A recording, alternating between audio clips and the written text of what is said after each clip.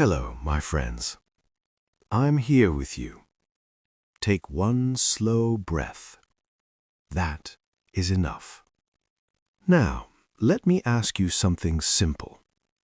Have you ever wondered about shoes?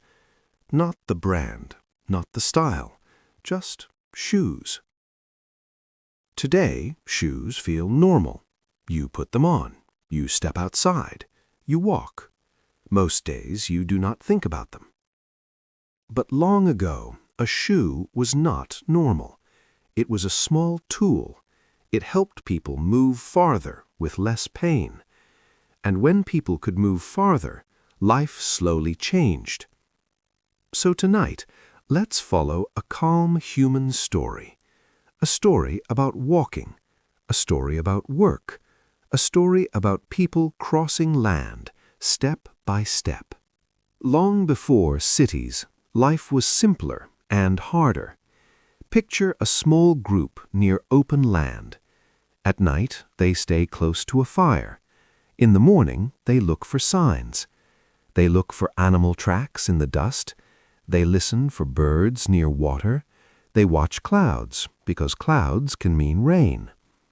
If animals travel, they travel. If a river dries, they leave. If cold weather comes, they search for safer ground. In that life, walking is not exercise. Walking is how you find food. Walking is how you stay alive. And the ground is not always kind. In those early days, the ground could hurt you. Some places had sharp stones that cut skin. Some places had dry thorns that stuck in your foot. In hot areas, sand could feel very hot at midday. Near rivers, mud could stay cold and wet for hours. And in winter, snow could make your toes go numb. A bare foot feels all of it, step by step. For a short walk, it may be fine. But when you must walk far for food, water, or safety, it becomes a problem. So people looked for small ways to protect the bottom of the foot. At first, the answer was simple. A piece of animal skin under the foot. A strip of leather tied around the ankle. A thick bundle of grass wrapped and pressed down. Something soft between skin and stone. It was not perfect. It moved, it got wet, it tore, but it helped. Imagine one morning near a river. The air's cool, the fire is low. Someone needs to go far to check a trap. They do not have roads. They do not have smooth paths. They have rough ground and uneven hills. So the person ties on a simple foot cover. It is made from old hide. It smells of smoke. It is stiff, but it protects the foot. The person walks longer without stopping. They step over stones without fear. They return with food, and the group eats. In that world, strong feet mattered. If your foot was cut, you moved slowly. If your foot was swollen, you stayed behind. And staying behind could be dangerous. So early shoes were not decoration. They were a small tool for daily survival. They helped people keep moving. Slowly, many groups began to stay longer in one place. Not for one night, for a season, then for many seasons. People built stronger shelters. They stored grain in jars. They kept animals close at night. They planted seeds and waited. And daily walking changed too. Picture a farmer at the edge of a field. The ground is wet from earlier rain. Mud sticks to the foot and pulls. Stems scratch the skin when you step between rows. The farmer carries a simple tool. They walk back and forth many times. They go to the water jar. They return. They lift and carry and bend. If the farmer's foot hurts, the day becomes longer. So a strong soul matters. A tighter tie matters. Even a small cover can make work possible. And now people also walk for another reason.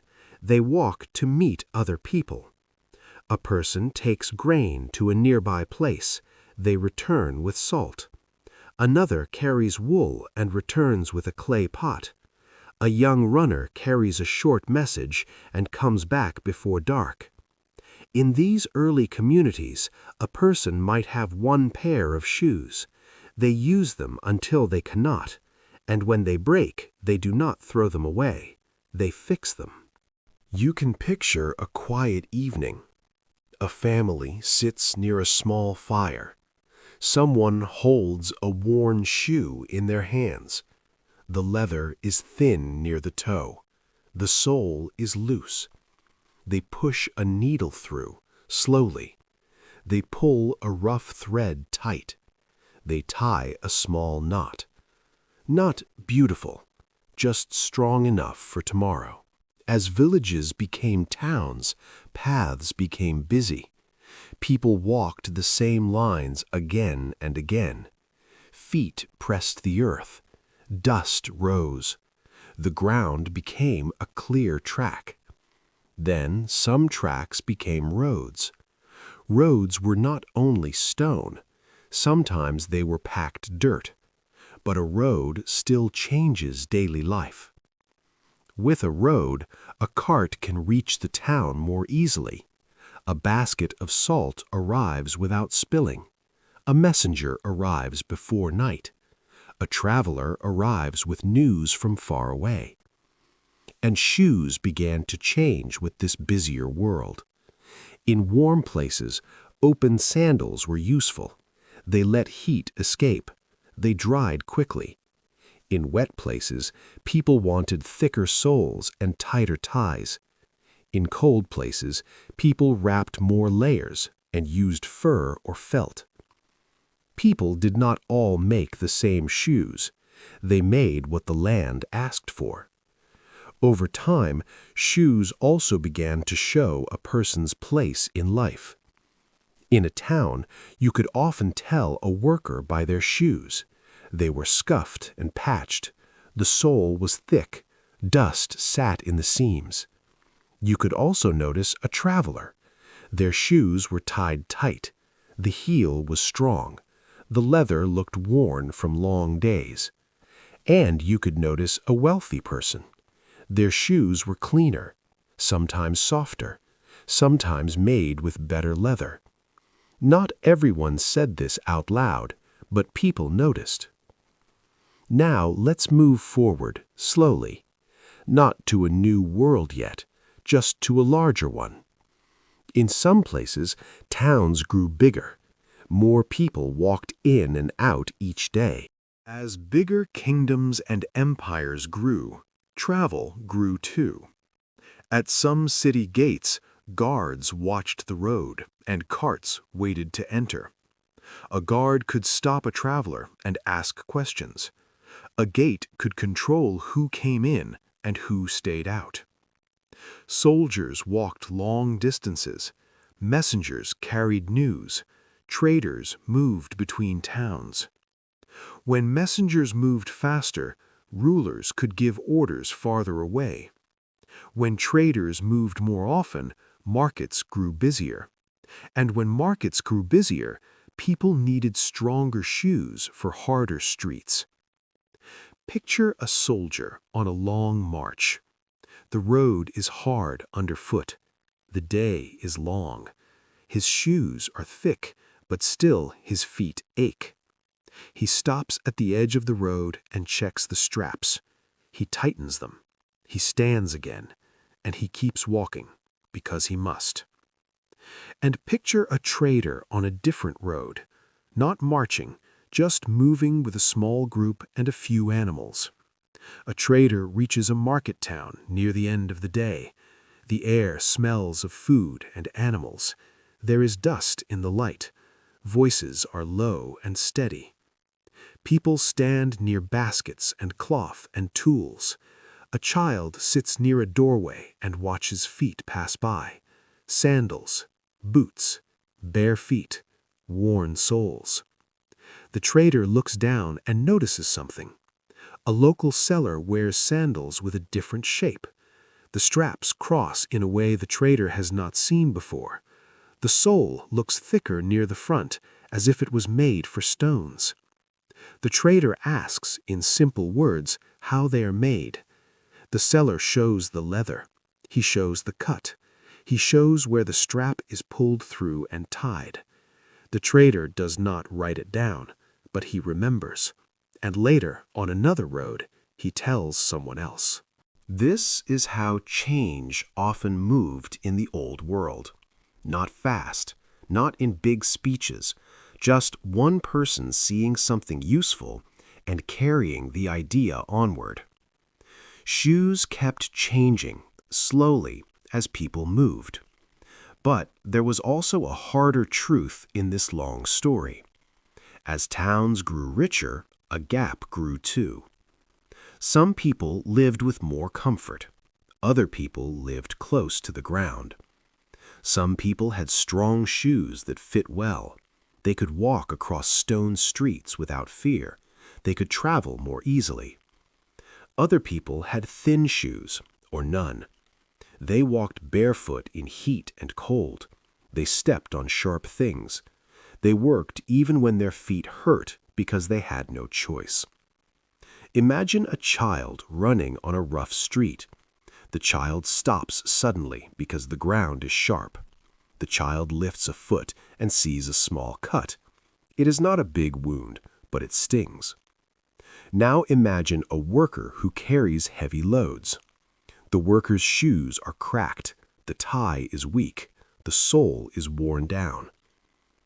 Every day, the worker walks anyway because food depends on it. In that world, a hurt foot could change your whole life.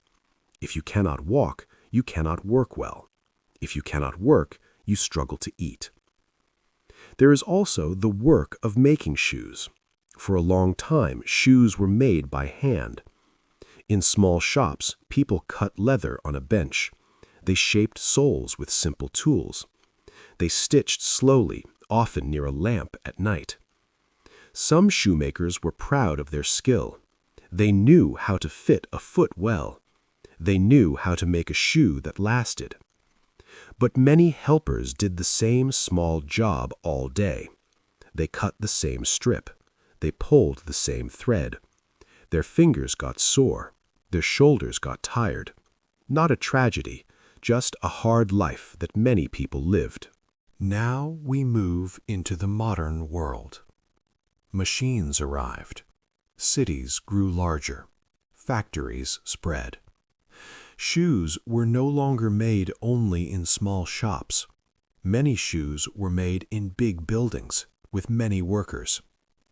Here is a calm picture. A factory worker stands at a table.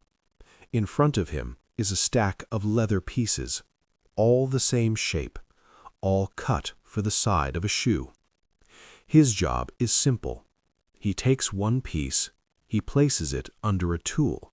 He pulls a lever. A row of holes appears. He puts it in a pile. Then he takes the next piece. He does this again and again, hour after hour. In another part of the building, a different worker stitches one seam all day. In another part, someone shapes soles. In another part, someone glues. This made shoes cheaper. More people could buy them. More people could protect their feet. But it also meant many workers lived inside the same routine every day. They did one small part of the shoe and did it for years. Not a story of drama, just repeating work day after day. As the modern world kept growing, shoes traveled even farther. Ships carried boxes across seas. Trains carried goods across long land routes. Later, trucks carried them between cities. Now picture a small shop in a growing city. A worker opens a box and lifts out a new kind of shoe. The smell is strong and new. The sole feels different under the thumb. A customer tries the shoe on. They take 2 steps, then 4. They press the heel into the ground. They nod because it feels easier than their old pair. And the old pair is not thrown away. It is carried home. It may become a work shoe. It may be worn in the rain. It may be kept for days when the ground is rough. And shoes became more common in daily life. In the past, many people had 1 pair or none. They repaired what they had. They used shoes until the sole was thin. They passed them to others. But in many places today, people own more than 1 pair. 1 pair for work, 1 pair for rain, 1 pair for sport, 1 pair for special days. Because shoes are common now, they can become easy to ignore. You walk out the door and forget them. But the long story is still there. It is there in the early person wrapping hide around a foot near a fire. It is there in the farmer walking through wet soil at dawn. It is there in the traveler tightening a cord beside the road. It is there in the trader in a dusty market noticing a new strap. It is there in the shoemaker's shop stitching by lamplight. It is there in the factory worker pulling the same lever all day. It is there in the shop worker opening a box one quiet morning and seeing a new pair for the first time. Different places, different times, but the same simple need to keep moving and to keep life going step by step. Your shoes are part of this long human path. They are ordinary today, but they carry a long history of movement and work. Thank you for listening with me. Take 1 more slow breath, and when you are ready, you can rest again and let the story stay soft in your mind. If you enjoyed this video, give it a big thumbs up, share it with your friends, and don't forget to subscribe for more videos.